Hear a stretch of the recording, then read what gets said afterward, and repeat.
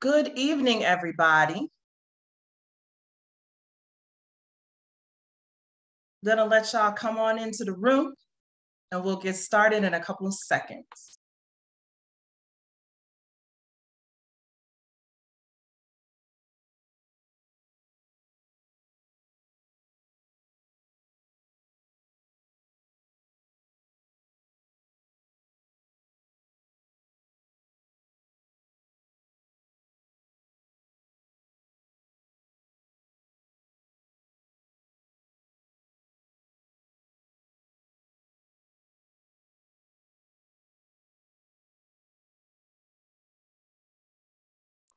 All right, it looks like we have reached a plateau for now. So good evening, everyone. My name is Dr. Shannon R. I am a visiting assistant professor at Howard University in the Division of Educational Leadership and Policy Studies. And I am excited to welcome you to our panel discussion on critical race theory. I would like to begin our time this evening by centering this event, which is on criticality, by acknowledging that Washington, D.C. belongs to various indigenous communities, including the Piscataway, Pamunkey, Nanticoke, Mattaponi, Chickahomingo, Monacan, and Powhatan tribes. So thank you. I'm now going to turn it over to our dean, Dr. Dawn Williams, who is the dean of the School of Education at Howard University. Thank you, Dr. Wade, and good evening, everyone. I am happy to see such a robust attendance this evening for this event. It's one, honestly, that I talked with Howard University faculty about a month ago in one of our faculty meetings, and I thought that it was probably apropos for us really to host an event around critical race theory. We are educators, and we wanted to be able to share that perspective with you all. So I want to extend a couple of opening remarks and not get in the way of our phenomenal panelists this evening. So this week, as many of you may know, we are celebrating American Education Week. And we're also acknowledging the creation of American Education Week 100 years ago, as it was established in 1921. American Education Week began with the goal to generate public awareness and support for education. Therefore, it is apropos that during American Education Week, we contribute to the generation of public awareness by discussing critical race theory, addressing the truth, the lies, and the misnomers. I am certain that all of you tuned in today have witnessed the sudden emergence of CRT in our political spectrum, university rhetoric, and school classrooms. As I know our panel will discuss, CRT is not new, and neither is the visible impacts of racism and oppression that CRT seeks to uncover. At the root of critical race theory is the teaching of criticality, the raising of critical thinkers, and the expansion of knowledge through less heard perspectives, also known as counter storytelling. What students learn or what they don't learn in school will impact how they understand the world, how they can disrupt marginalization, and construct a more just society. At the Howard University School of Education, we teach students the origins and application of critical race theory so that they may have the tools to understand and confront systems that are attempting to dismantle justice. The legislative campaigns against CRT have rapidly grown. It is imperative that we become comfortable in engaging in public discourse that empowers all of our children and their educators to build a stronger democracy that is inclusive and just.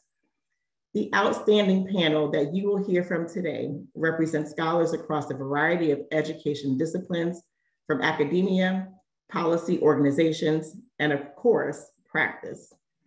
I hope that you will leave this discussion equipped with knowledge that will assist you in the building of a more democratic society. And as you are excited to hear this panel, so am I. Thank you so much for joining us. Thank you for those comments, Dean Williams. So I'm going to briefly name each of our panelists. I know that you all have seen the flyer, you registered, but tonight we are excited to have with us Dr. Travis J. Bristol, who is an assistant professor at the University of California, Berkeley, and he is the newly elected chair of the National Board for Professional Teaching Standards. Chancellor Misha Ross Porter of the New York City Department of Education, Dr. Sharifa Al-Uqda, who is an associate professor at Howard University in the Human Development and Psychoeducational Studies Department. And I'm working on that, y'all, because I'm new here, as you know. So I'm kind of proud of myself that it rolled off my tongue that way. And then we have Dr. Celeste Malone, who's an associate professor in the same department, the Department of Human Development and Psychoeducational Studies. And she is also the president-elect of the National Association of School Psychologists. We have Dr. Helen Bond. She's an associate professor in curriculum and instruction. And we have Dr. Altheria Caldera, who is an assistant professor in the Department of Curriculum and Instruction. And then you have me, and I'm the moderator for this evening. So I wanted to start off this evening by doing exactly what we promised you on the flyer. And that would be to address the truth, the lies, and the misnomers. And so I wanted to start us off by grounding us in some important context about critical race theory, or CRT, as you will hear it referred to interchangeably throughout this evening. I want to highlight that CRT originated in critical legal studies and was created to look at how the law contributed to the subordinate status of historically excluded communities in the United States.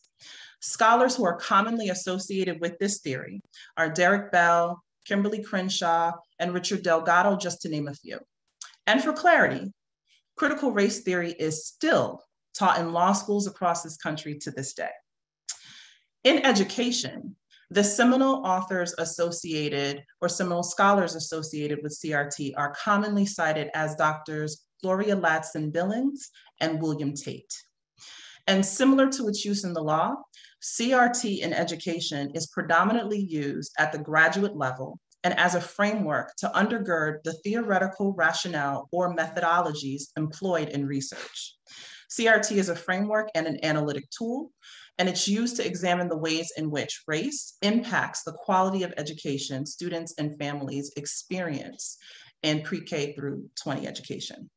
So with that, I would like to invite our fabulous panelists to extend, expand, and to share additional information about CRT, as well as what its major tenets are. And I would love to open it up to my dear colleagues at the HU faculty.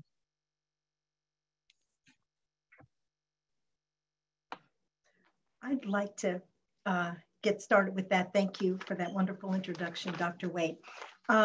To CRT and to the audience as well.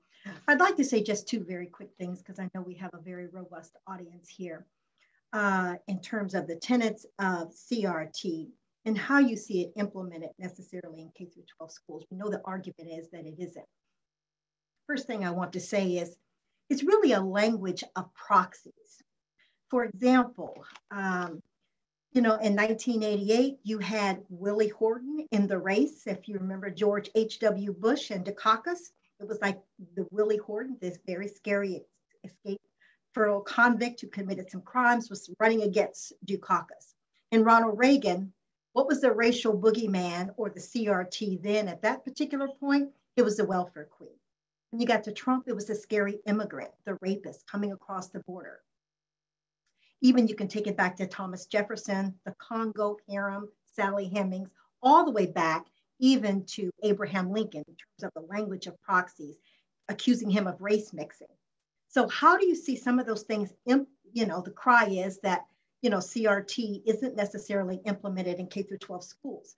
My argument is that the people protesting really interpret it that way. For example, you have House Bill 3979 in Texas that really officially, you know, outlaws content that purportedly accuses others for past historical events. Let me just give you very quickly before I pass the baton, an example of Jerry Craft. I studied textbooks. Jerry Craft's novels, 2 novels were banned by HB 3979. What were the novels? Graphic novels. One was New Kid in School, Newbery, first graphic novel Newbery Award winner. Number 2 was Class Act. It was banned by a very vocal group of parents who purported that it was teaching about privilege and microaggressions. And so it was taken off. It was reviewed. Inordinately, it ended up increasing sales. And he was actually due to speak to Zoom, banned by South Lake, very affluent suburb of Houston. Long story short, so I'll pass the baton here. Banning books, banned books because of CRT, happens to be a great seller of books. His book sold absolutely really well on the market after that. A long story short, he ended up, the book became unbanned. He actually presented to the school, but it went through quite a bit. But that's how a little bit of background and how it's being used in K through 12 schools. So I'll let others speak. Thank you for that question. Thank you. And with that said, I saw both Doctors Malone and Caldera unmute, and I'm hoping that y'all can just shed the light or clarify for us if this theory is propagated in pre-K through 12 education. Well, not so much about the propagation, because it has, to Dr. Bond's point, become a boogeyman and a catch-all for any type of teaching that promotes critical thinking among youth, making them aware of history and how historical context has led to the things that they see in present day, as well as a better understanding of access to opportunities and being able to distinguish outcomes. And so related to that, I did want to highlight one of the tenets of CRT, and something that has come on. One of the attacks based on it is that CRT, as well as talking about racism, engaging in anti-racist work or equity work, is in fact promoting racism. So the more that we talk about race, the more racism we are evoking and ideas and notions of reverse racism. But one of the core tenets of CRT is that race is a social construct, that there's no biological basis to race, and that those who are considered to be in racial categories was codified throughout the law. And so how does that apply to education? When we think of the disparities that we see within academic achievement, perceptions of school climate, as well as discipline and considering mental health. And those differences fall along racial lines. And a CRT perspective pushes us to examine those differences in a critical lens, and not to assume that there is something intrinsically wrong with the students who are members of that group. So for instance, highlighting the Black-white achievement gap, where Black students underperform relative to their white peers. In an absence of a CRT perspective, we would take the belief that, oh, well, this difference exists in terms of their testing outcomes. This difference exists because Black students are inferior. They're not as intelligent. The places where they're educated are not as good. And so creating this narrative that promotes a deficit perspective of different groups. But again, highlighting the fact that race is indeed a social construct, and within a CRT lens defined by the law. When we see racial differences, it's not so much considering individuals, but rather what is happening within the system that is leading to differential access to opportunities, how differential treatment of different students and racial groups within schools that lead to the disparities that we see. Thank you so much, Dr. Aupta.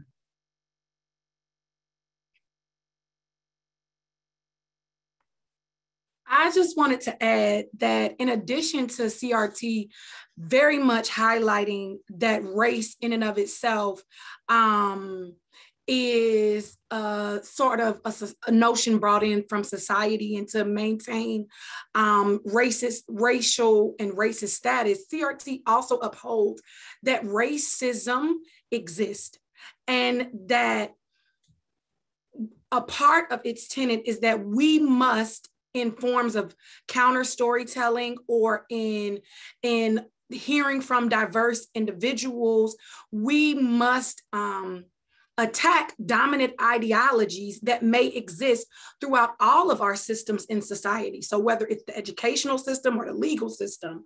And I think that may be why it is extremely threatening for individuals.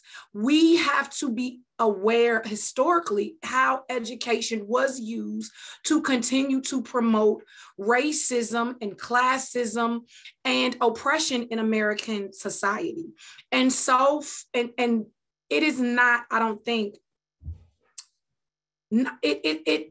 it is not to be unexpected that this type of argument would exist in the school systems when we are only 70 years from Brown Voices Board of Education. Not 70, Celeste's shaking her head. Less than that, which less is than the that. Less than that. So we should know that attacking this ideology, attacking a system that very much continues to want to have people separate and unequal, would be something that would come up in mainstream as a way to promote and continue to promote oppression of our changing society and all of our students.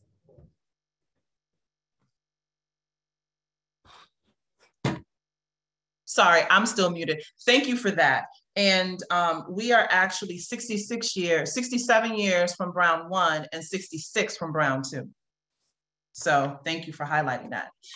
And if someone could just, possibly Chancellor Porter or Dr. Caldera or Dr. Bristol, how in your minds is CRT different from studying race or racism?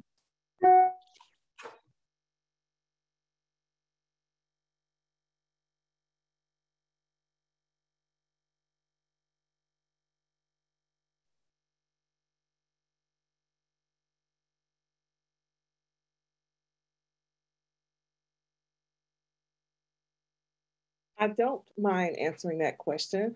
Thank you for this moment. I come to this panel from a teaching background.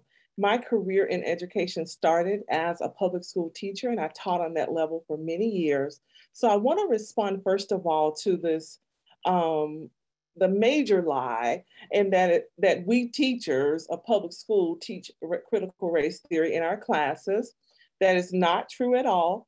I taught middle school for many years before moving into higher ed and had never heard of critical race theory as a public school teacher. And I did not discover critical race theory until my doctoral studies in curriculum studies. And my first research project, it was a qualitative project studying the closing of a historically Black high school in my city. And so when I was studying the closing of this high school and we were examining why was the Black school closed and why were the Black children bused to neighboring white students, we drew upon critical race theory to help us to understand the data that we were collecting and why some of the decisions were being made that affected Black children and their families adversely. So, and another point to add, as a teacher educator, although we often introduce critical race theory to our pre-service teachers, it is not something that we teach them to teach their students at all. It is usually brought up in teacher education courses when we are teaching diversity and equity. And critical race theory is just one way to study or to analyze race and racism. And so they should not, when we think about racial equity and we think about critical race theory, we see the conflation of the two when that shouldn't be the case.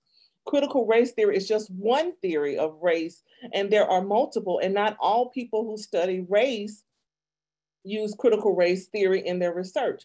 As an example, I told you about the study that I did, my first ever qualitative study, in which I did use critical race theory. But since that time, I've drawn upon Black feminist theory in my work.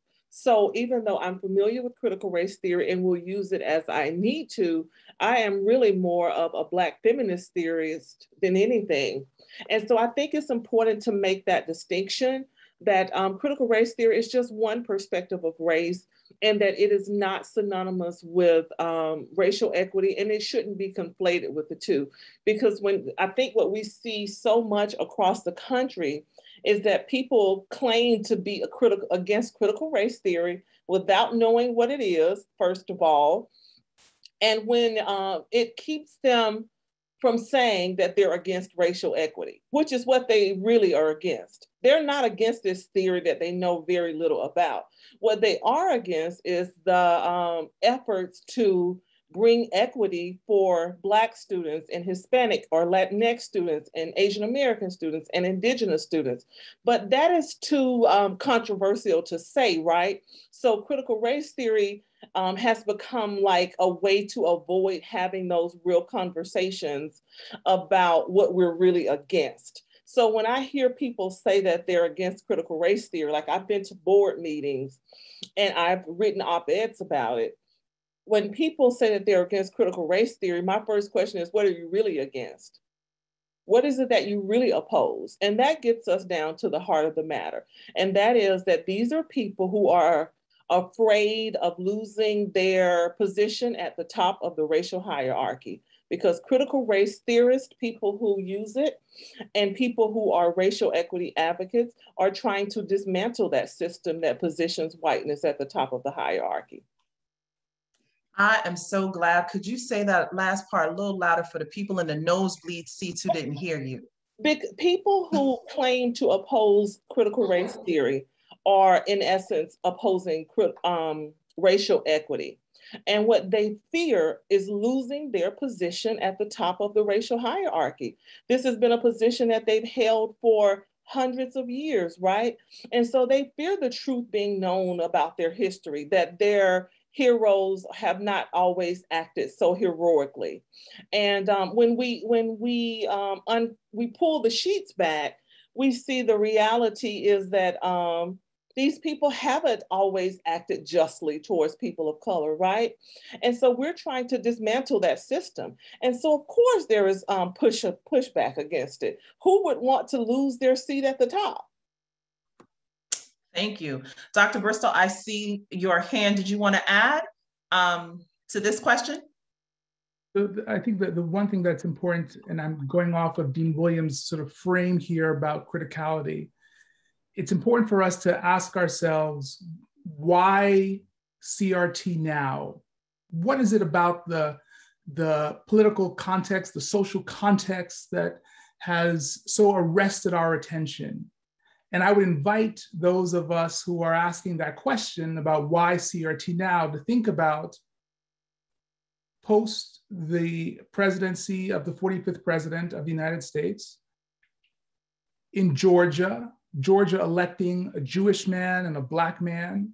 What is it about how the white power structure, the right, the political right, their desire to steal back or get back votes to make white Americans and suburban white Americans fearful of the inevitable change that's happening in this country. And so what CRT or how CRT is being framed, it's being framed by, it's a political tool by the right to scare white Americans, and it's working. If we look in Virginia, the Virginia governor won in this election because he ran on CRT. And I think we will continue to see the right use CRT, I'd say, up until the midterm election, probably until the next presidential election. But we have to ask ourselves, if we're being critical, why all of a sudden now? And that's because America is slowly being reshaped demographically. There's a different power structure, and the way to wrest power back to the right is to inject fear. And that is CRT, if you will. And that's how it's being used. And that is the tried and true Southern strategy that has been used throughout history. Dr. Bond started us off by rattling off several examples. And Dr. Al-Uqta? just wanted to add that there was actually a study done, because I know people are like, well, where's the science? That if they primed voters who highly identify with being white, that in 2042, they would be a minority. They were then more likely to align themselves and want to vote for Trump. And so this fear of losing this white identity and then ascribing themselves to ideologies that do not promote racial equality.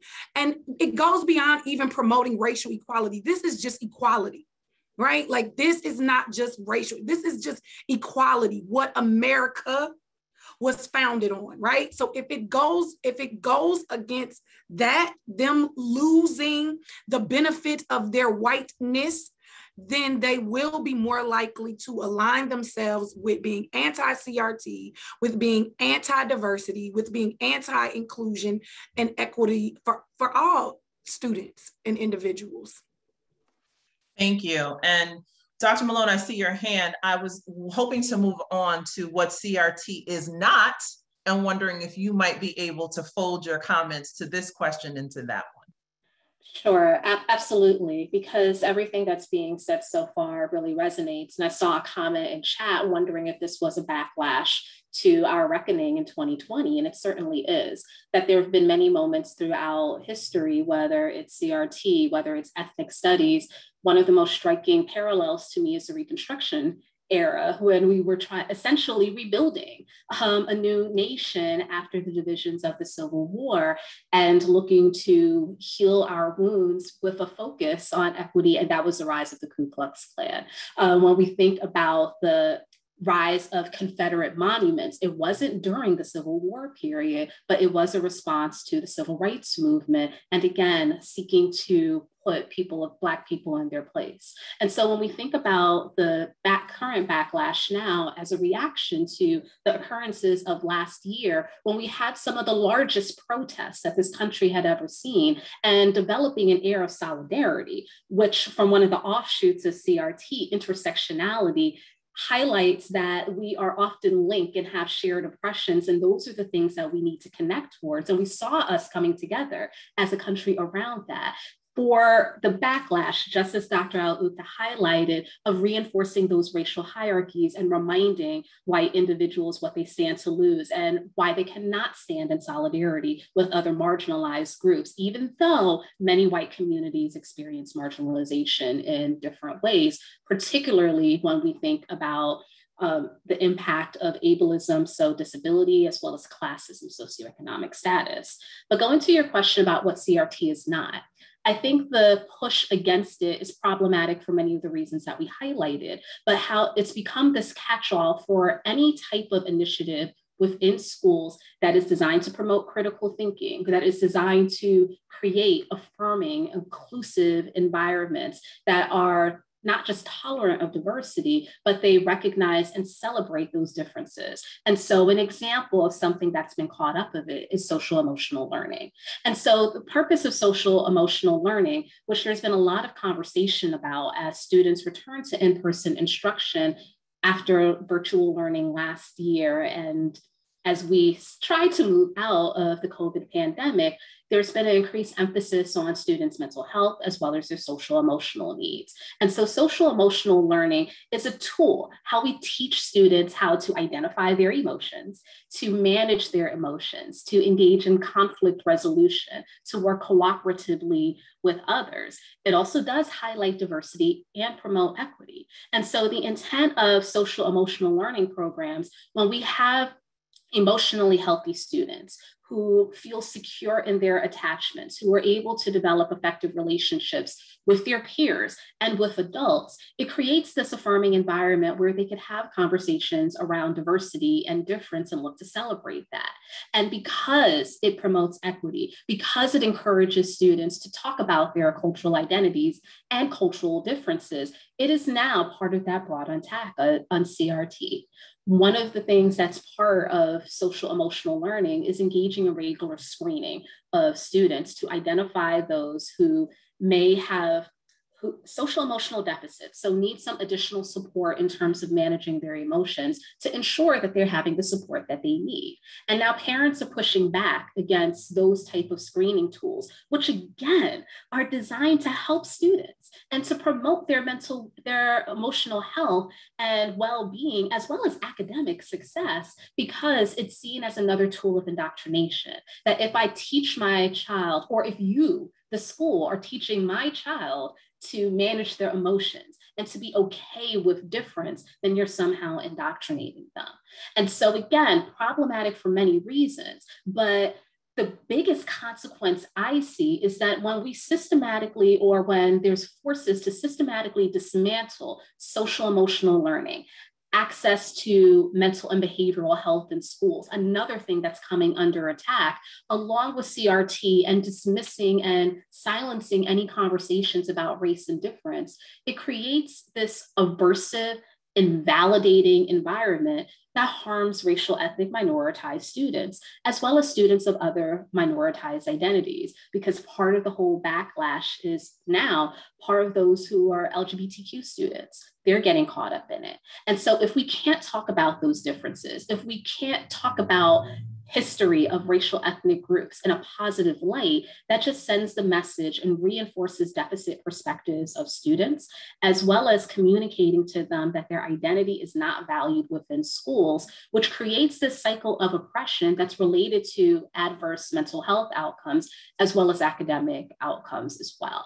And so it's not, the knowledge production and dissemination and teaching students to be critical thinkers is vitally important. But when we have these other things that are under attack, social emotional learning and mental health, it's truly putting our students and those who are often most vulnerable and marginalized at greater risk, because we know that there is a link between racism, oppression, and mental health. And schools will become, and they already are for many students, a place of trauma. Thank you. So I want to underscore two things, and then Chancellor Porter, I'm coming to you. And I actually have a question, because I saw your hand go up just as we transitioned to Dr. Malone. So if you want to fold your previous comments into the question that I'm hoping you will answer for us. When you said the word indoctrination, Dr. Malone, it sent like the hairs on my arms stand up, because nothing more in this world bothers me than the massive campaign of hypocrisy that is going on around critical race theory and being associated with indoctrination. As a political scientist, this country's history, long-standing history, has zero issues with indoctrination. Let's check the receipts, as I like to talk about them, right? So we have boarding schools. We have internment camps here on American soil.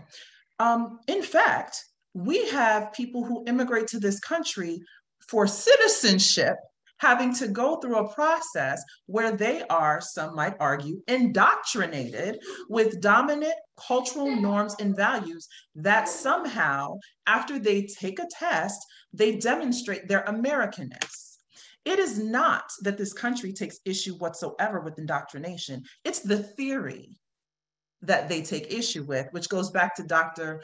Caldera's point, which is really, no one wants to talk about how this country is anti-Black at its core and at its founding. And that's the real issue. No one wants to talk about that. And instead, they have found this boogeyman in CRT. Now, Chancellor Porter, I am hoping, I welcome you to add your comments, and hoping that you will also talk to us a little bit about how the misinformation that's being spread about this theory and its use is hurtful to ensuring that all students have access to a high quality education. I was going to start with what CRT is not, is a curriculum. It is a framework, right? It's not a curriculum. And so when folks say they're teaching CRT, you know, I'm over here with a bunch of stuff, right? But there's not a curriculum. And so, you know, to your question, it is so important. I lead the largest school system in the country. Over 70% of our students are students of color. Prior to being in this role, I led schools in the Bronx, which is the brownest borough in New York City. And it is important to ensure that we are grounding our students in seeing and experiencing themselves and their lived experiences in the curriculum every day. It is imperative that we are teaching our students critical thinking, problem solving, engaging in productive struggle, making meaning of the world. And there's a reality that race and racism plays into that. And so we can't shy away from the realities of the experiences that children of color have, but we also are challenged to ensure that the curriculum is reflective of the power and greatness of people of color, period.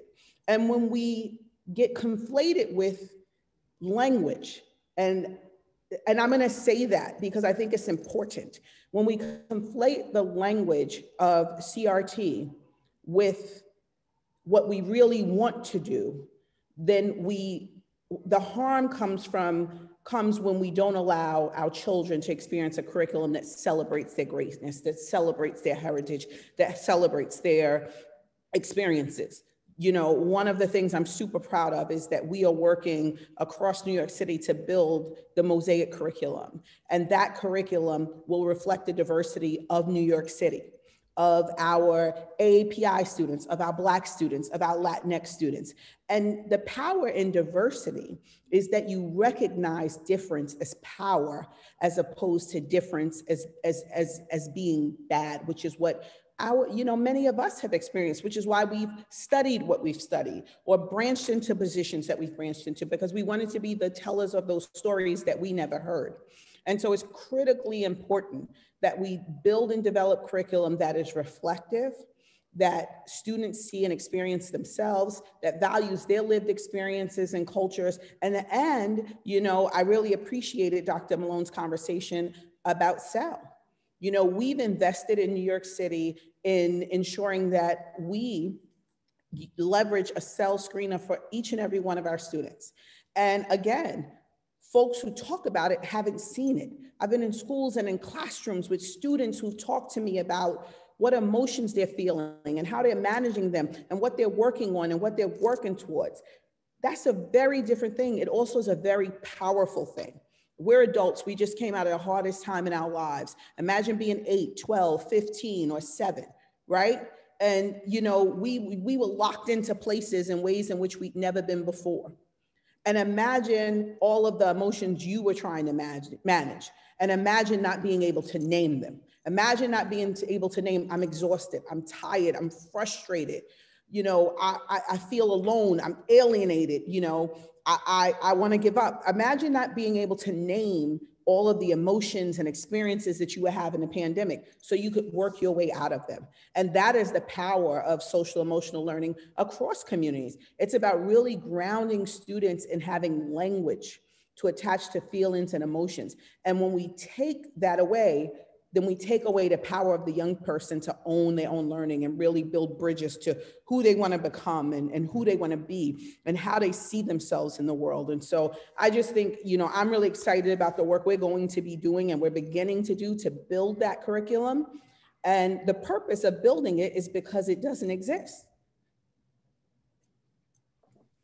Thank you, Chancellor Porter. Given the context of our discussion, how is the trauma related to COVID-19 and the global uprising in response to the murders of unarmed Black men and women being addressed in schools these days? Or is it? Because that might be CRT.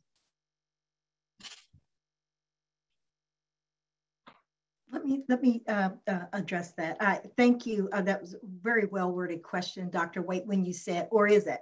That's the part that I want to talk just a little bit about. Teachers, and I'm in the teacher preparation department, a former classroom teacher as Dr. Caldera. Teachers are already stressed out. They have a lot of things they have to do. They have, standardized tests and a number of things. But the CRT boogeyman has really put what we consider like a chill on their teaching. They may not be willing to address these particular critical issues. Let me give you an example. In Tennessee, there's a group called Moms for Literacy. Well, the child brings home a book titled Separate is Never Equal. It is written from the perspective of Mexican Americans. Well, a very vocal minority, Moms for Liberty, went to the school board meeting and demanded, this happened in Franklin, Tennessee. I think you saw some of the anti-masking issues in Franklin, Tennessee, and actually, had the book pulled. And so teachers are not sure. They want to stay safe. They need to keep their jobs. Some may be willing to step out just a little bit more. But this is actually, I think impacting what teachers are willing and trained to do. Thank you. I'd like to add to that response, Dr. Wade. One of the things that the Texas bill does, the bill that has now become law in Texas, as has been the case in 4 other states across the US, is that it says that teachers can't be compelled to discuss current events in their classrooms.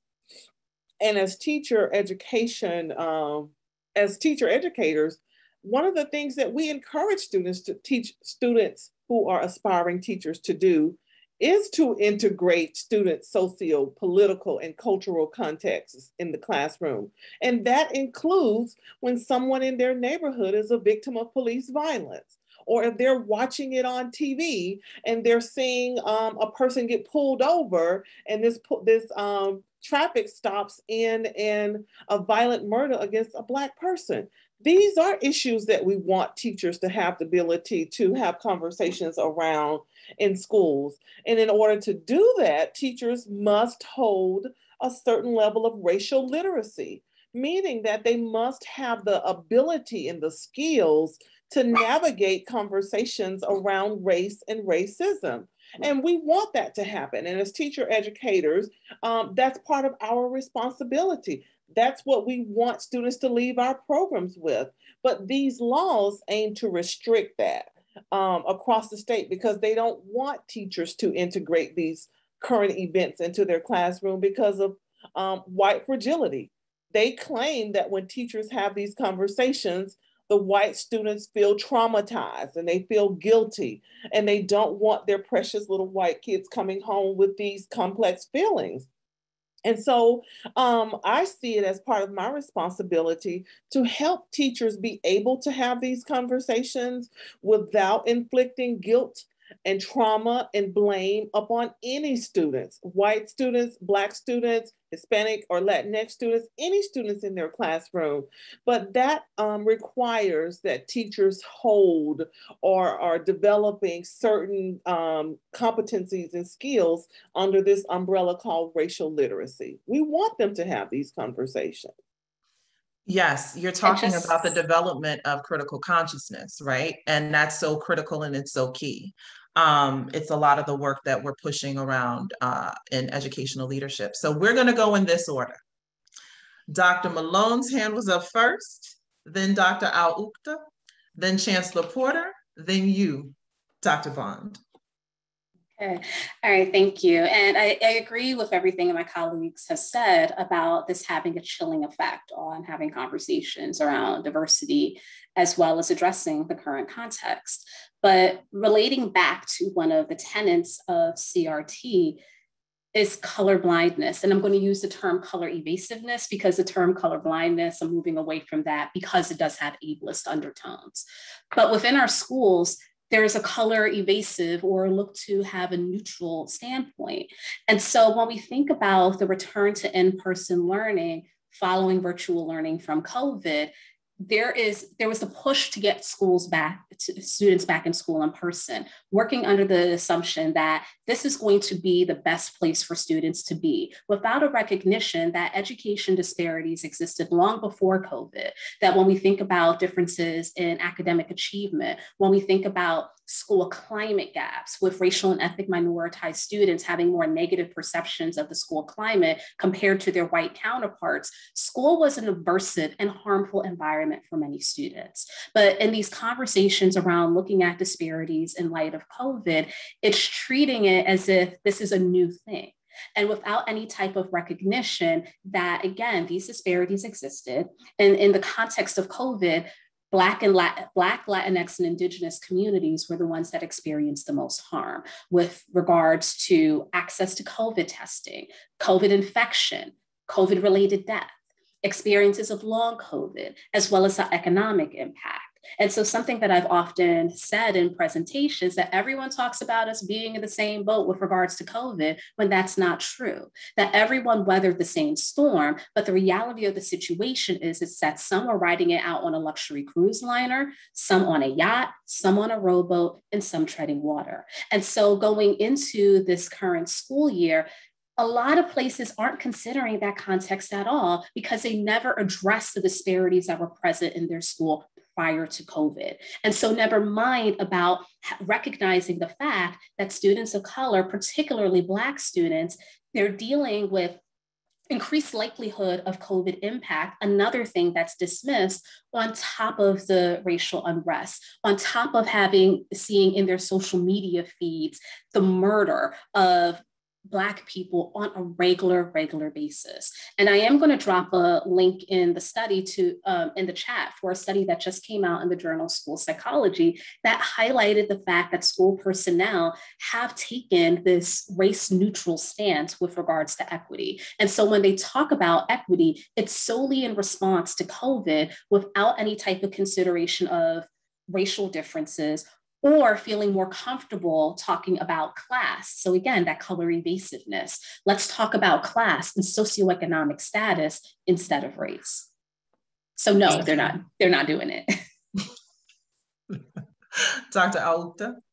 Well, I just wanted to agree that yes, they're not doing it. And if they are doing it, they might not be doing it as well as they could be. And I just wanted to really add that additionally, one of the tenets is social justice in CRT and really advocating to empower people who may not feel powerful.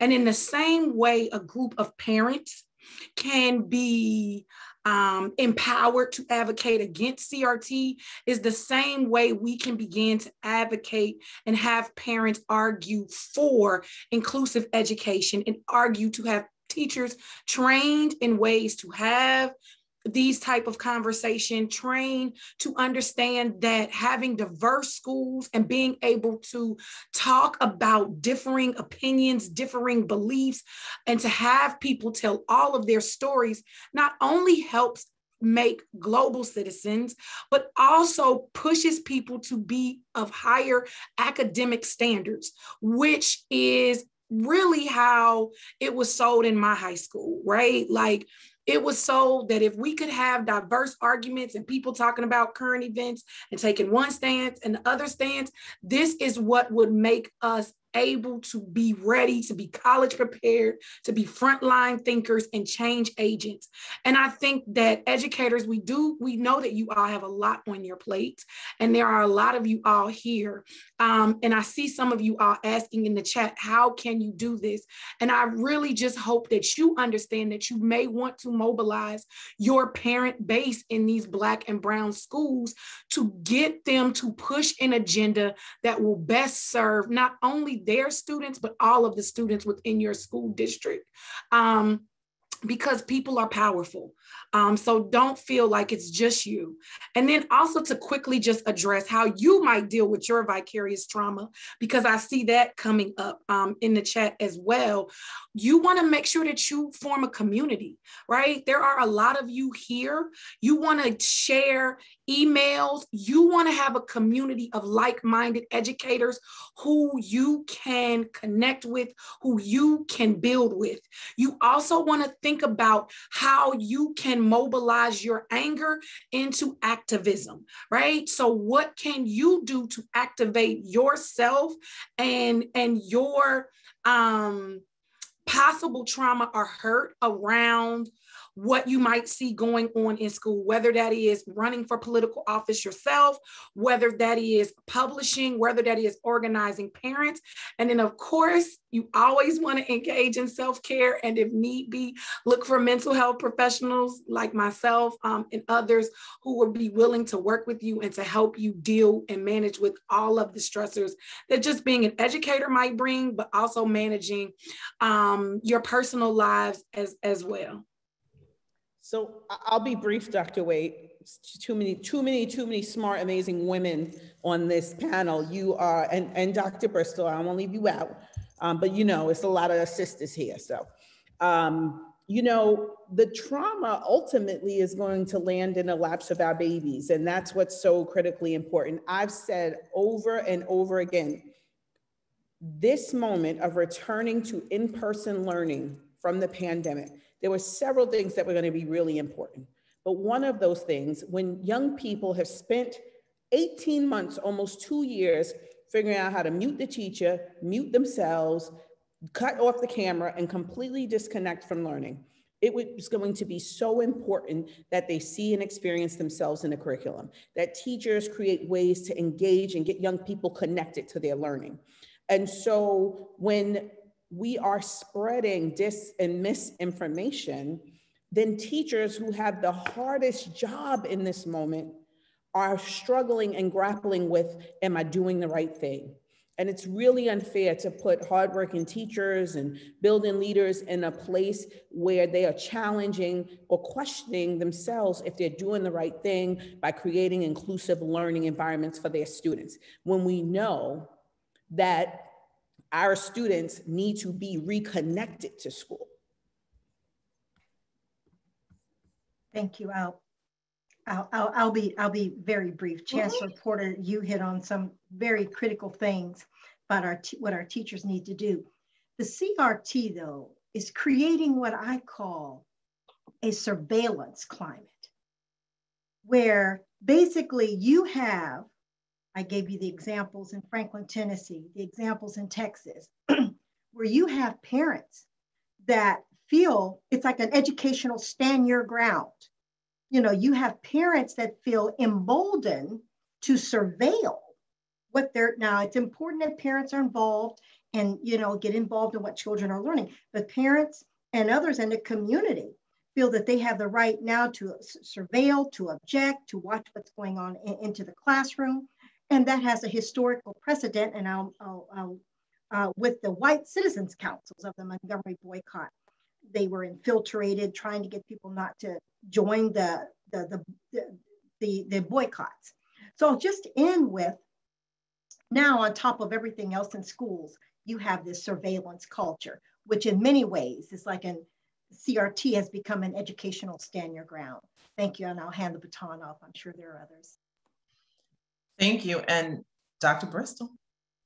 I'll just quickly say that for me, some of the implications of this is really thinking about how we train teachers, particularly thinking about diversifying the educator workforce, because on average, what we know is that that teachers of color, Black, Latinx teachers can't leave their identities at the school door, that they bring them into the classroom, they close their door, and they have done historically, what we've seen them do is they give their Black and Latinx children tools to navigate a racist society. And so in places across the country, we see superintendents or chancellors increasing the ethnic and racial diversity of the educator workforce with the recognition that there continues to be a clear body of evidence that teachers of color, Black and Latinx teachers, and now more recently Asian American teachers, can increase learning outcomes, reduce suspension. And we also need to be thinking about preparation for school building leaders, because they're the ones who are tasked with creating the conditions in schools that can really hold CRT, if you will, or these frames, right? Thank you for that response, because it actually segues into the question, and you started us off. So some might agree that the country's racial, the current climate on race in the country right now is due to partisan politics, systemic racism, and the support of openly racist and biased behaviors by those in power. So we already know, the question is originally framed, is it important for educators, guidance counselors, psychologists, leaders to acknowledge and address these concerns? The answer I already know from this panel is an overwhelming yes. I think what would be helpful, though, is for you to share any insights that you have about what sorts of things they can do in order to prepare, in order to support. And I think that Dr. Okta, you started us off by telling the teachers that they really need to be very clear about their self-care regimen. That's something that I push in the educational leaders that I teach, because what Dr. Bristol just said is very true. This is a climate right now that, you know, is unlike any that many of us have ever participated in history.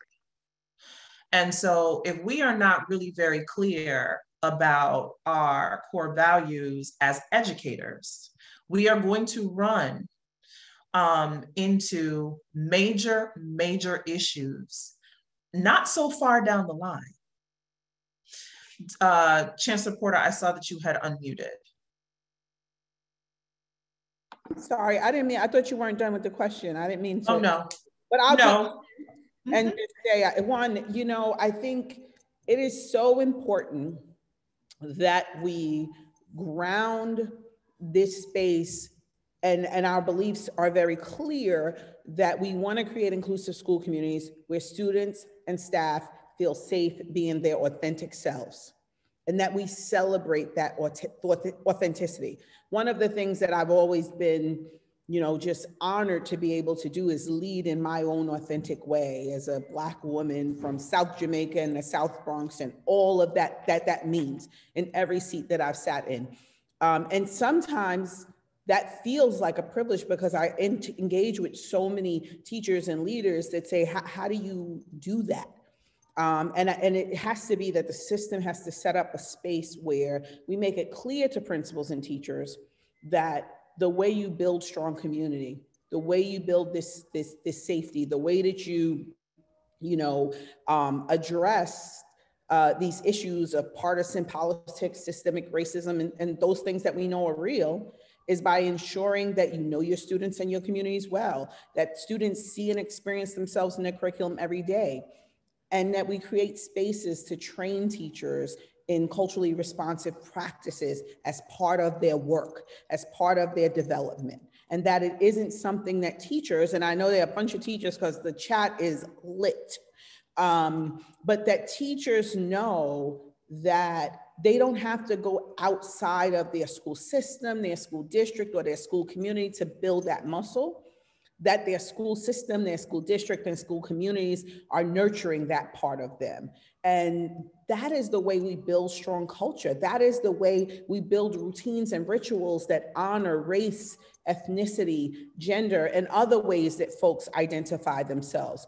And so if we create those spaces where folks bring in, and you know, before there was a language for it, right? Because when we get language, then things get a little kooky. But before there was language, when I was a principal in the South Bronx, I would tell my teachers, you need to make connections with students in whatever way. You need to bring a piece of yourself into the classroom, right? And so some teachers would, I see Dr. Malone, some teachers would bring their sororities and their fraternity badges in so people knew how they were Greek affiliated. I had a teacher who would bring in, he ran every marathon in New York City. He had every racing bib, you know, some teachers would bring pictures of their families, but there was a way to connect with them on a personal human level. And it made a difference in how they engaged with students. And it made a difference to students and how they felt their teachers showed up for them. And so we have to, school systems have to, you know, move that out of the way and support creating inclusive, authentic learning spaces for our students, but also for our teachers and leaders who are leading and teaching in these spaces. Thank you for that.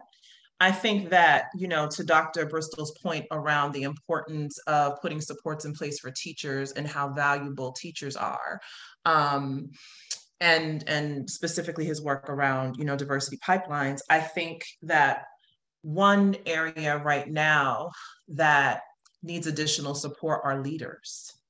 Because it is just as it is the teacher's role and responsibility, and they have very intimate connections with students and keeping them safe in their classrooms. That's the job of the principal on the grand scale of the school.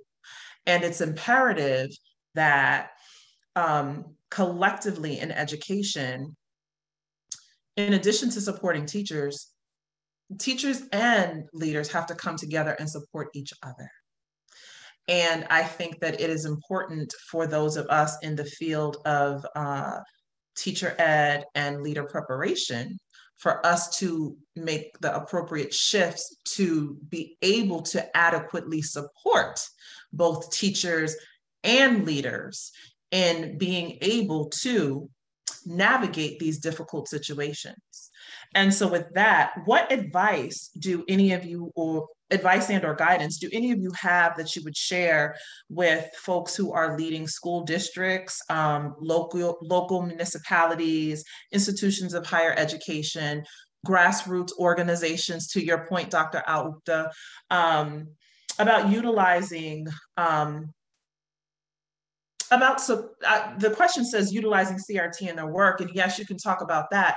Really, though, I want us to end our conversation tonight before we shift into the question answer period with just helping the audience and the attendees think about the ways in which they can come together and support each other. And before panelists, you come in, I just want to say to the folks that are attending, please do continue to drop your questions in the Q&A and or the chat. We have our fabulous GSAC students who are monitoring both, so that when we transition, we can transition into Q&A seamlessly. I'd like to respond to that question, Dr. Wade. I think that so much of what we have done, we meaning people who are racial equity advocates, much of what we have done over the last 18 months has been reactionary. We have been responding to this attack on racial equity work disguised as CRT. And we've been, it's been a carefully orchestrated attack, right? Very purposeful. And we have expended so much time and effort defining CRT, telling people what it is and what it is not. And that's all important work. But I think now it's time for us to move on. So my advice to anyone involved in this work is to stop reacting to this attack and form a proactive, equally well-orchestrated offense that outlines the kind of education we want for our kids. What do we want instead of fighting against what we don't want? And I think that's where we've missed the mark as a whole, because there hasn't been a united front that says, this is what just education looks like. And this is what we're going to fight for on behalf of our students. This is what we believe that students need. And as we think about this last legislative session, where nearly 24 states introduced these anti-critical race theory laws, what can we do as the legislative sessions come around again to introduce laws that articulate what we want? I'm tired of what we don't want. We don't want education that is ahistorical. We don't want education that is decontextualized, right? Or that is race neutral. Well, what do we want? I think it's time for us to outline that and move forward with that agenda. I love that, Dr. Caldera. I just want to jump in on that and say, I love that, perspective and space of, we're not going to convince anybody who is fighting around something that we've made clear what it is and what it isn't in this conversation. But what we do have an opportunity to do is to engage community voices, because, and I'm talking about true, authentic engagement, because we are not hearing from everyone. And I don't know any parent in this country, and I am a mother, and I have an 11th grader in high school right now. And I don't know any parent that doesn't want their child to walk into a classroom and see themselves, him or herself, in the curriculum, period. Not one. find me one and you will win. But there's no parent, there's not an Irish American parent that's going to be mad if you learn about their culture. There's not a Black parent that's going to be mad. There's not a Latinx parent. There's not an AAPI parent. It adds value to our school system. And so I think I'm with you, Dr. Caldera. We need to lean into, what do our babies need today? What is the learning experiences? And not only is it inclusive and diverse, but how do we engage technology and what we learned in the pandemic into those learning experiences? And how do we connect with cell practices? What are the classrooms we dream about as opposed to the ones we don't? Thank you. So thank you, Chancellor Porter. We're going to go in this order: Dr. Bristol, Dr. Malone, and Dr. Bond. Okay, so we're gonna wrap up in this order: Dr. Bristol, Dr. Malone, Dr. Bond, and Dr. Al-Uqda. You shall be the final word before we transition into Q&A, which is looks like it'll be pretty brief, and then we will have our phenomenal GSAC students wrap us up with their takeaways from our conversation this evening. I'll keep my remarks brief, but to speak to this point about the role of principals, and I'm just throwing this recent study that I did, and the study looks at the school. These findings are before your time, Chancellor Porter, but two of my colleagues and I looked at New York City data, 10 years of data, 2007 to 2017, and we looked at what happened when Black students, Asian American students, and Latinx students were matched with the same race teacher between grades 4 and grades 8. And over 10 years, what we found was that if you had a same race teacher, it lowered the likelihood of suspension. And so, yes, these teachers Black students were being more likely to be suspended by a white teacher, but it's the principal who's signing off on the suspension. And so some implications, Dr. Wade, to this question is that we need more supports for principals to help them understand and to work with white teachers to move away from suspension and move towards restorative justice. We need to spend time understanding how Howard University is training Black teachers so that when those Black teachers end up in classrooms like New York City, that white teachers can spend time in those classrooms of Black teachers to understand what those Black teachers are doing. It's not because they're Black, that's something that's magical, but because of maybe the ways that they're relating to their students, that is decreasing the likelihood of suspension. So we need to create more learning opportunities for white teachers to learn from their Black, Latinx, and Asian American teachers. And what this moment requires from us is more supports for principals to better support white teachers so that we can lower the likelihood of suspension for Black, Latinx, and Asian American students. And Dr. Malone, before you jump in, I just want to emphasize a couple of points that Dr. Bristol made, because now he's talking about my wheelhouse, right? And this is something that I push deeply. This is what my emerging research agenda is around. And it is, in fact, around developing critical consciousness in educational leaders, because what I have found in the time that I have been doing this work is that ed leadership, we are the last stop. It is entirely possible for you to go through an entire pre-K through 12 education and not have meaningful discussions about race or racism. It's entirely possible for you to go through an undergraduate program and not have meaningful discussions about race and racism. It's entirely possible for you to get a master's degree in teacher education, not at Howard University, but at some other program, and not have a conversation about race or racism.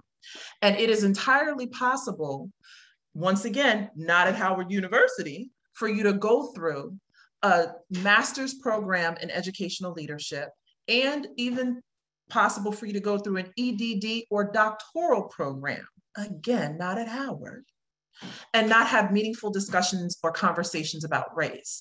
And that is a major part of the problem. Part of the problem is that the work of interrupting and dismantling racism is intrapersonal before it can be interpersonal. And so if you don't understand that you yourself have racist ideologies and or internalized oppression, right, and self-hate, because we have all been drinking and sitting in this very racist education system, right? And if we don't do the work that we need to do to examine and interrogate our own racism, biases, stereotypes, I can call the roll, then we're going to continue to have more of the same, which is educational leadership preparation programs, psychoeducational preparation programs, teaching and instruction preparation programs, again, not at Howard, but everywhere else, not at Berkeley either, Dr. Bristol, right?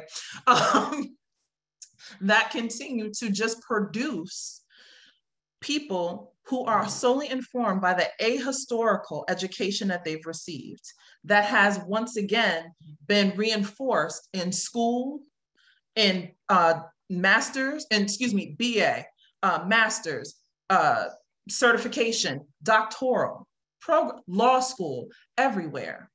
It's incumbent upon educational leaders to stop. We are the last stop.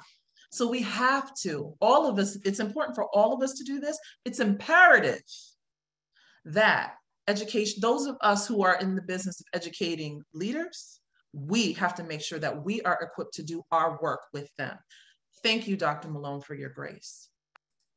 Not a problem. So 2.5 points to make. And so the first is related to one of the tenets of CRT, which is around counter stories. And so what do leaders need to do?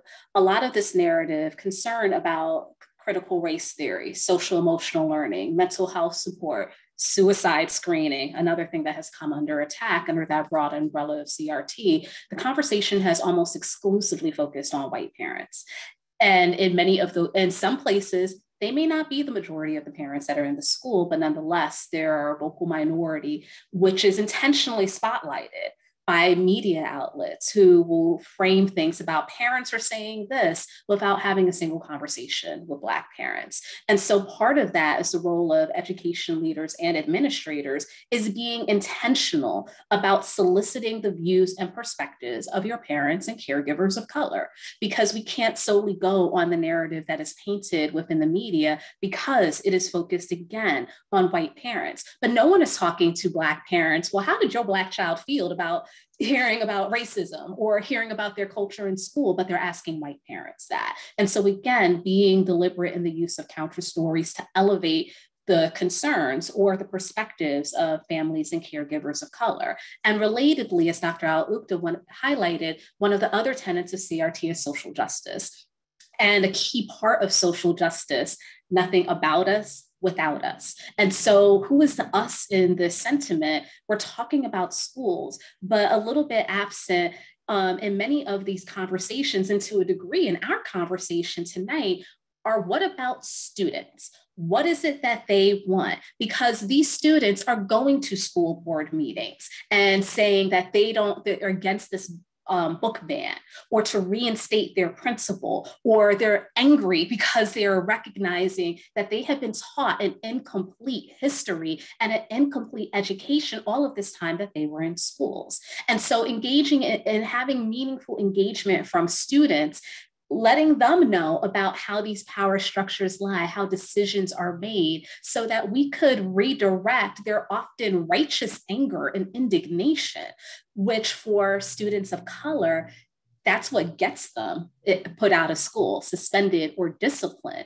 When who wouldn't be mad about a racist attack on you? That's a natural reaction to it. And so by engaging in our students and bringing them to the table and focusing and centering their needs. And then my half point is related to something that Dr. Bristol said. A lot of this conversation, we're talking about CRT, but white people also need to hear about white supremacy and what is it that they could do about that.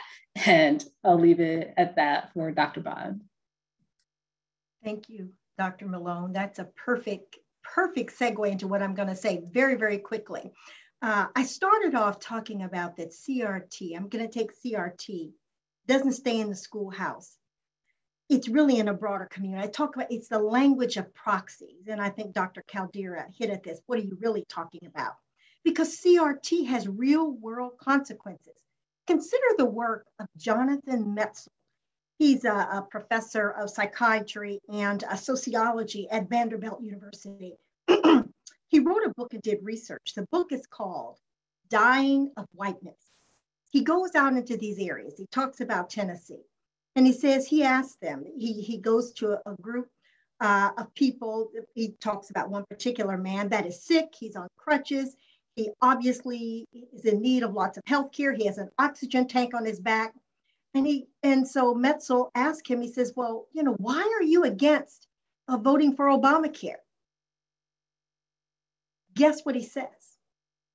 He says, because I don't want drug dealers and welfare queens getting my tax dollars going to healthcare for. And he uses a racial boogeyman of the time, the welfare queen. You know, Biden is on his Build Back Better plan, is having trouble getting the human infrastructure, part of that, passed by Congress. What I was thinking the Sustainable Development Goals language, goal 1, no poverty, you know, getting child tax credit passed, you know, getting it permanent, and other parts that would really help us rise to, so we can look like other developed countries in the world. Because when you look at other globally developed countries, if you look at OECD, the guidelines that they use, we fall 32 on that list.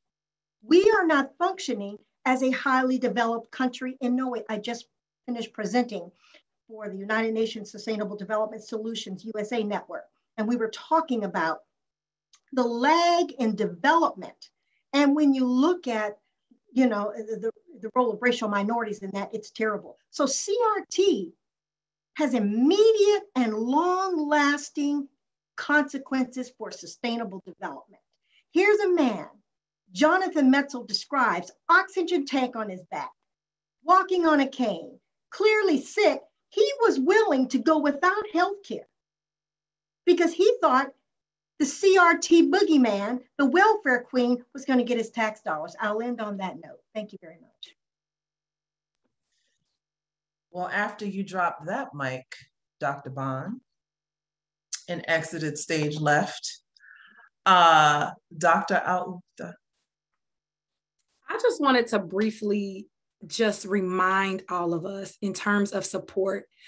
A lot of times you might start off as just one individual and feel as if you are by yourself and you are doing it by yourself, and you are then having to respond to the counter arguments and deal with people and their fragility.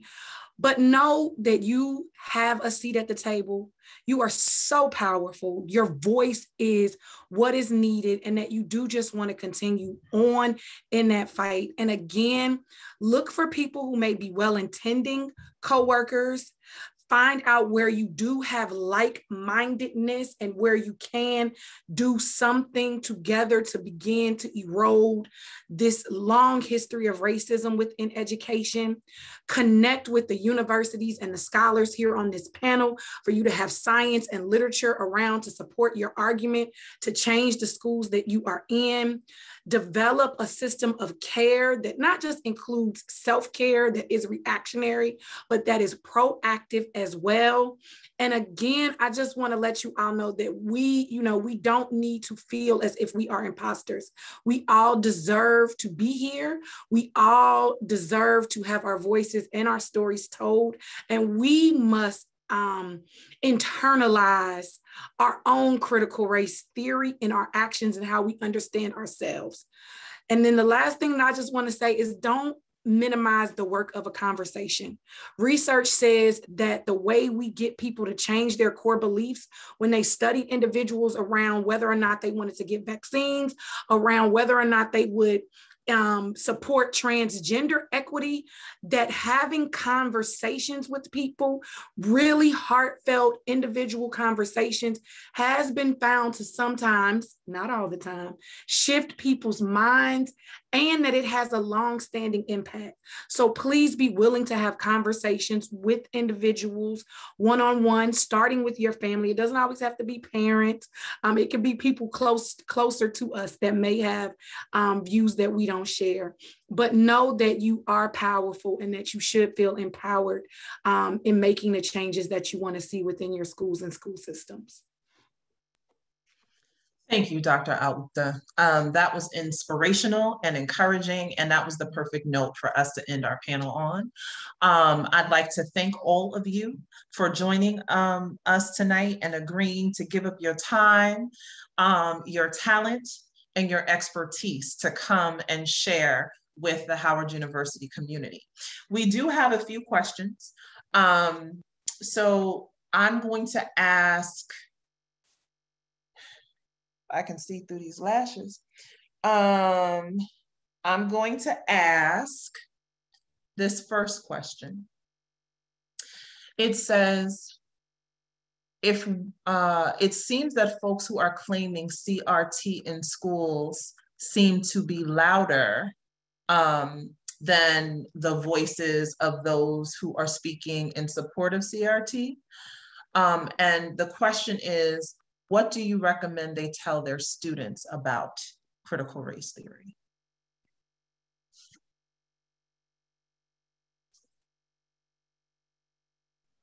I recommend telling students that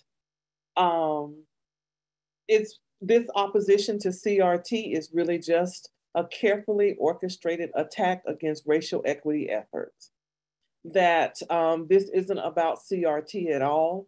This is about an attack on school leaders who are trying to advance racial equity. And that might mean having a conversation with students about what racial equity looks like in their schools and from your perspective. But I encourage just this audience, period, to just move past the conversation on CRT to get down to the issues that really matter. Yeah, and I started with what's important to teach our students are critical thinking skills, problem solving, how to engage in perceptive struggle, and how to make meaning of the world. And so I also challenge us to use this moment to leverage giving students the opportunity to make meaning for themselves of what is undergirding these conversations.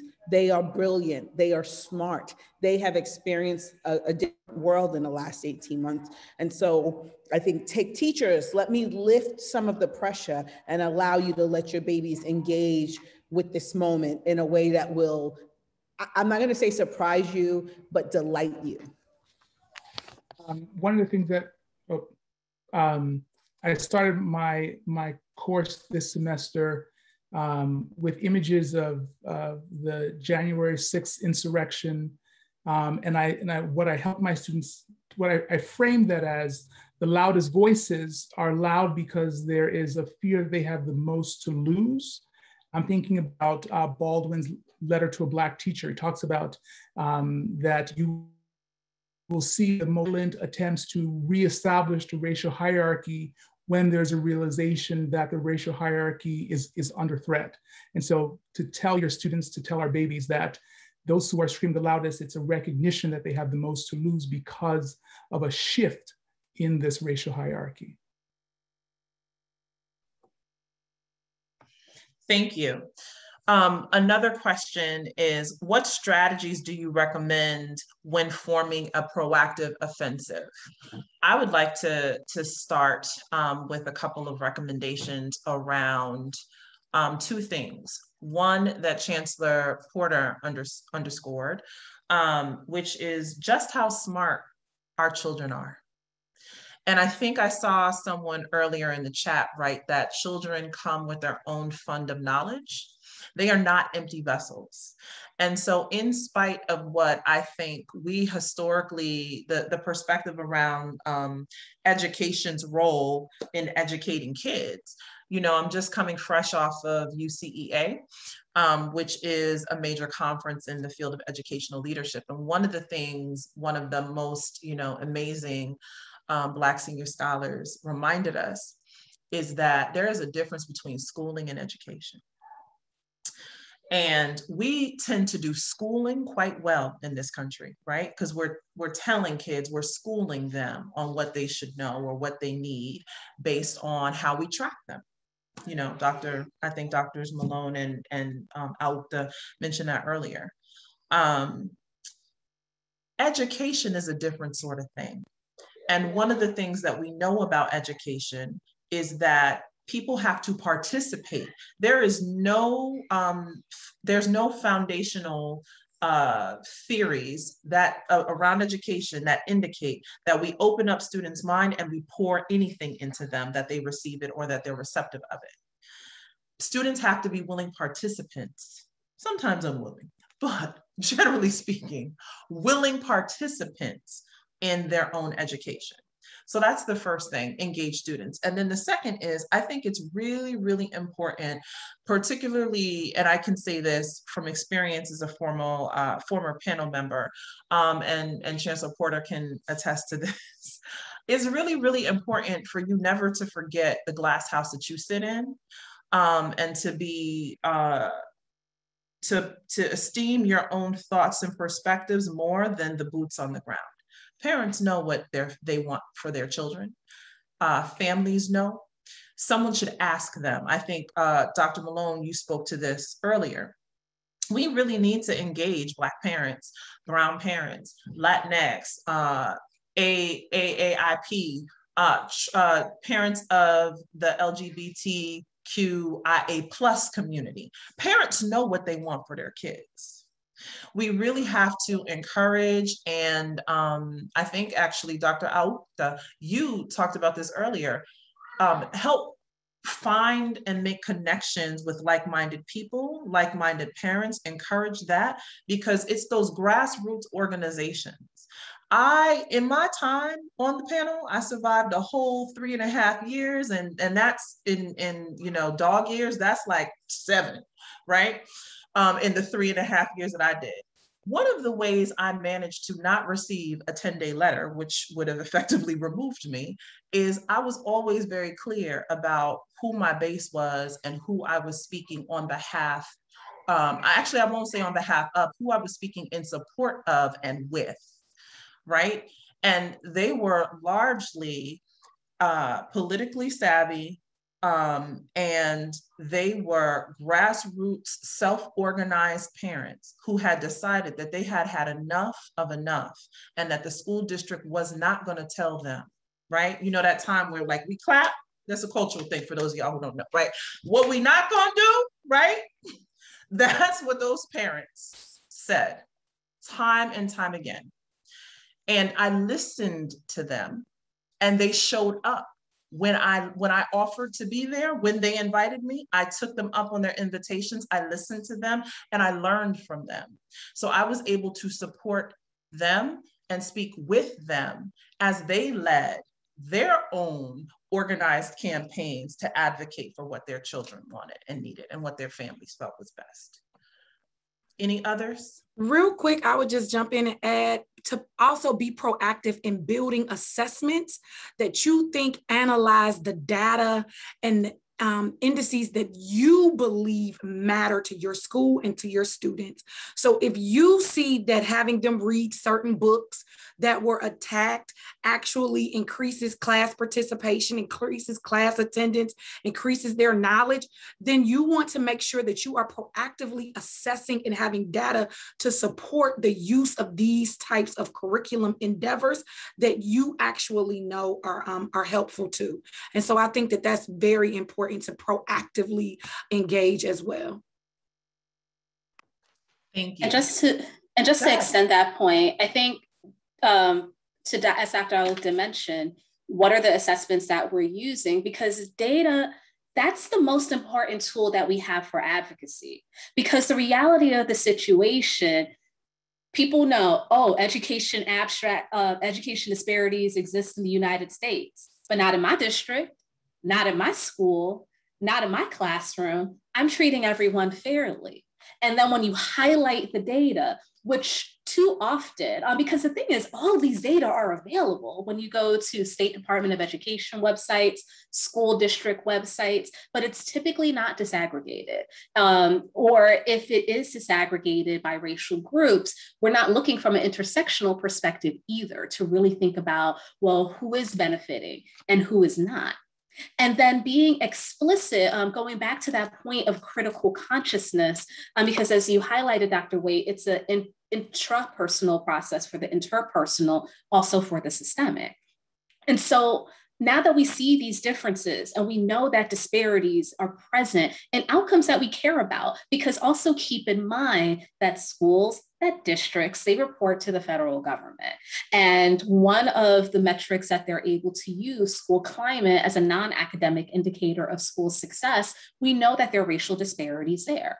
And so thinking about the things that legally they're required to report, but looking at it in a disaggregated way, and not just siloing that data either, because I think it's rare that teachers have conversations looking at school data, never mind parents. And so the idea of data walks. So here's our school discipline data disaggregated.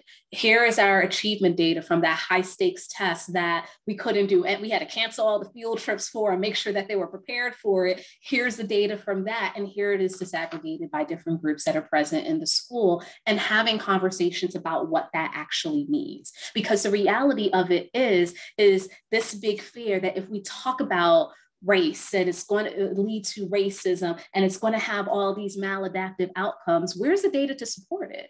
But we do have data that show when students are engaged in their learning material, and that part of that engagement is fostered by having curriculum materials that reflect who they are, as well as the lived experiences that they are likely to have. So not just this disconnect from what I'm reading in my math or my language arts textbook that has nothing to do with my reality. We know that when the curricular materials are consistent with students' culture, there's greater levels of engagement, which is associated with academic achievement. That when students feel a greater sense of belonging and ownership in the school, which is school climate, we know that's also associated with improved decreased disciplinary infractions, as well as decreased dropout or push out rate, because that's a whole nother conversation right there. But we have data to support these things that everyone, again, based on this fear, is no, we can't talk about these things because of all these negative outcomes where there's nothing, absolutely nothing to support it. And so a large part of this conversation is happening in public schools. Public schools are publicly funded, which means that they are accountable to the taxpayers, the community. So not just parents, but also engaging the community and sharing with them these outcomes and walking through what it means and soliciting their input on how can we get to the metrics and the goalposts that we want to as a school community. Thank you. Thank you so much. We are, the questions are continuing to come in, but we are at our Q&A time. So I want to thank all of you. I'm going to ask the panelists to make sure that everyone drops their contact information in the chat for those of you who are open to interacting and engaging with attendees after this panel. I think several people have already done that. I will do that shortly. And now it is my distinct pleasure to introduce two of our GSAC students, our graduate students, who are representing our Graduate Student Advisory Council. That is Ms. Nicole Moore and Mrs. Jackie Charles. Thank you so much for your support. I also just want to say thanks to my colleagues in the School of Education who helped support this event, specifically Drs. Berbinki and Moye, Dr. Dean Williams, you are a doctor, but Dean Williams, I would like to thank you for your vision for this event.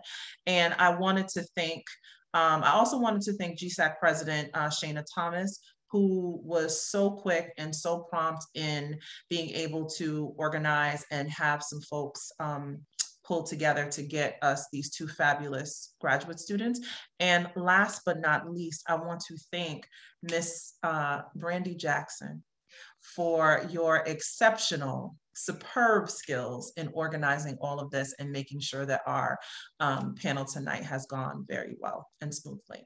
So with that, I asked our two graduate students to give us their closing remarks for the evening. So thank you to the panel and take it away. Thank you all so very much.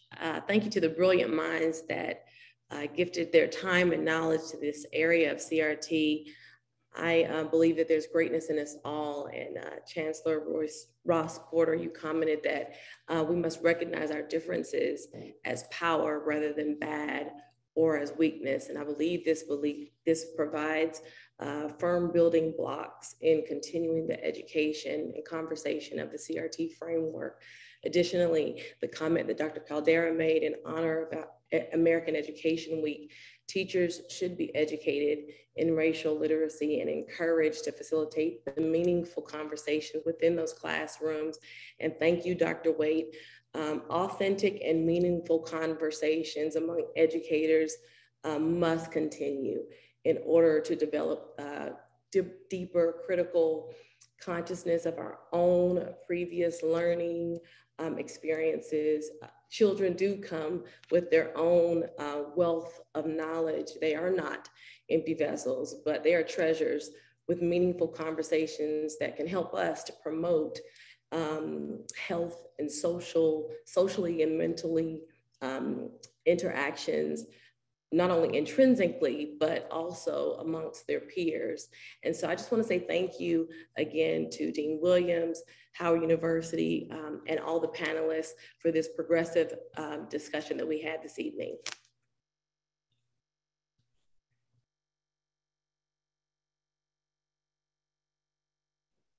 Good evening, everyone. Hello, hello. HU, you know, okay, I have to get that in, representing with my sweater. I see a lot of my professors out there. Hope I get a little extra credit for that. So thank you. Thank you to everybody on the panel. First of all, I was so excited to even be a part of this. I just knew there was a wealth of knowledge here. And as I plan on using CRT in my dissertation, I just knew that this would be the perfect experience for me to learn more. Can't wait for the video, the recording to come out, just so I can be able to listen again on all the wonderful perspectives. Ms. Jackie White, Charles White did a great job of pointing out wonderful comments that each person made. And I was trying to jot down, like, oh my gosh, it was so many nuggets of wonderfulness that I wanted to jot down. I tried to prepare a little something to try to give my perspective. I'm a teacher, so everything that was said resonated with me. I teach fourth grade social studies and science in Prince George's County Public Schools, and I'm a proud graduate of Howard University, and I'm back again as I study educational leadership and policy in preparation for one day leading an urban school system and transforming it into a high-performing school, as many of you are doing now. Today, it's so funny, Dr. Waite, when she came on, she talked about the Native American groups that we study, that we are studying currently. It is Native American Heritage Month, right? And as a fourth grade teacher of socialism and science, I have a great position where I get to talk about these conversations that we're having. That is my purpose. I have a very diverse class. I call it the Little United Nations. So what better chance to be able to have these types of conversations? We read today about the discovering of America. That was the title of the article, but it was through the eyes of the indigenous people. And we discussed who truly deserve the credit for discovering America. Well, you know, I posed that question at the end to hear their perspective, because, you know, initially it was Christopher Columbus. Yeah, Ms. Moore, we know. But then after having read this, you know, this article and having these conversations, did it pose a new perspective for them? And it did. It made them think about, wow, you know, I never thought about it that way. And that is that's that spark that I want to create in kids, to activate that questioning, that do I accept the way things are presented to me? Can I question it? Can I do my own investigation? Do I accept it the way it is? It's these types of conversations and curricular resources that are needed to combat the daily racist images and propaganda and stories about people of color that even the youngest children are subjected to. It provides a lens through which to question, critique, and challenge the manner and methods in which race, white supremacy, supposed meritocracy, and racist ideologies have shaped and undermined policy efforts for African-American student participation in K through 12 and higher education. Am I teaching critical race theory? Am I in trouble? Please don't tell on me. Better yet, tell on me, because I will not apologize for teaching the true history of people of color, of my people, of my students. I'm teaching truth. I'm teaching racial equity. And if that makes some uncomfortable, if that makes me a cynical citizen, then so be it. I'm reading Tamika Mallory's State of Emergency, and she got me fired up. So I challenge you to continue to disrupt, question, critique, and challenge the manner and methods in which race, white supremacy, and these ideologies have shaped and undermined educational institutions and systems in the United States. I keep CRT lens in my pocket to pull out anytime, as it challenges historicism and frames racism as systemically rooted in all aspects of America and her institutions. But I'm out here changing. I'm changing what our students, our babies know. I am instilling that seed, and I know you are too. And I ask that you continue to do that. HU, you know. Thank you. Thank you. Thank you once again to the panelists. Thank you, attendees. Thank you, everyone. Have a wonderful evening. Thank you so much for joining us this evening. And thank you, Dr. Wade, for your leadership on this program. Absolutely. Thank you, Dr. Wade. Howard got the right one. I'm telling you, y'all got the right one. Yes, sis.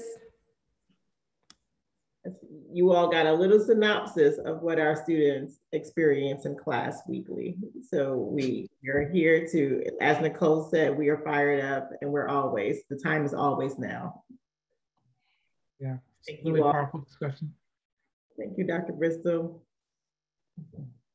Have a great evening all. Thank you. Take care. Thank you.